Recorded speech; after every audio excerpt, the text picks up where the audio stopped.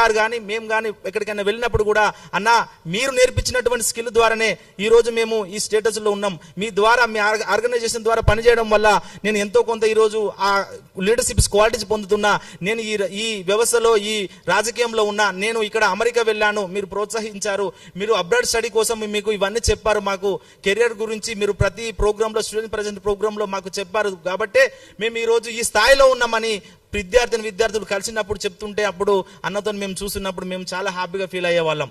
ఎందుకంటే మేము విద్యార్థులకు ఫుడ్ తీసుకొచ్చి బెడ్ తీసుకొచ్చి ఇవన్నీ తీసుకొచ్చితో పాటు వాళ్ళకు ఒక ఇంపాక్ట్, వాళ్ళకంటూ కెరియర్ గైడెన్స్ కూడా వాళ్ళ లైఫ్ బాగుండాలని చెప్పేసి ఇలాంటి ప్రోగ్రాంలు కూడా కంటిన్యూ చేస్తున్నామండి.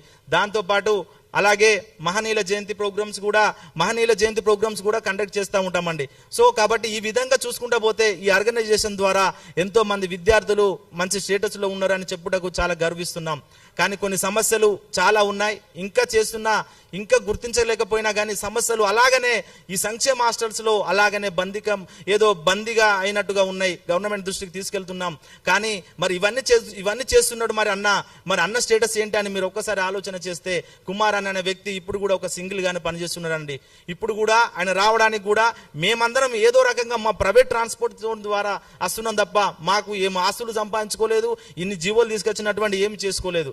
ఏంటంటే సొసైటీకి ఈ బాబాసాహెబ్ అంబేద్కర్ గారి యొక్క సిద్ధాంతాన్ని ముందుకు తీసుకెళ్లాలి, అంబేద్కర్ యొక్క ఆశయ సాధన కోసం మనం అందరం ముందుకు తీసుకెళ్లాలని కుమార్ అన్న గారు ప్రతినిత్యం మాకు చెప్తూనే ఉన్నారు. మేము అదే ఐడియాలజీ ప్రకారంగా ఈ రోజు ఆయన చేసే ఒక కార్యక్రమంలో ఎంతో కొంత మాకు కూడా అవకాశం కల్పియండి అని చెప్పేసి ఆయన గారి ఆధ్వర్యంలో మేము కూడా ముందుకు వెళ్ళుటకు సంతోషిస్తున్నాం. అయితే అన్నగారు కూడా చాలా చదువుకున్నారండి. ఆయన ఎంసీజే చేశారు, ఎల్ఎల్బి చేశారు, ఎంసీజే అరోరా ఇంజనీరింగ్ కాలేజీలో ఎంసీజే కంప్లీట్ అయిపోయింది, తెలుగు యూనివర్సిటీలో ఎంఏ ఎకనామిక్ అయిపోయింది. ఇవన్నీ చదువుకొని ఇప్పుడు అడ్వకేట్ కూడా అన్నగారు పనిచేస్తున్నారు.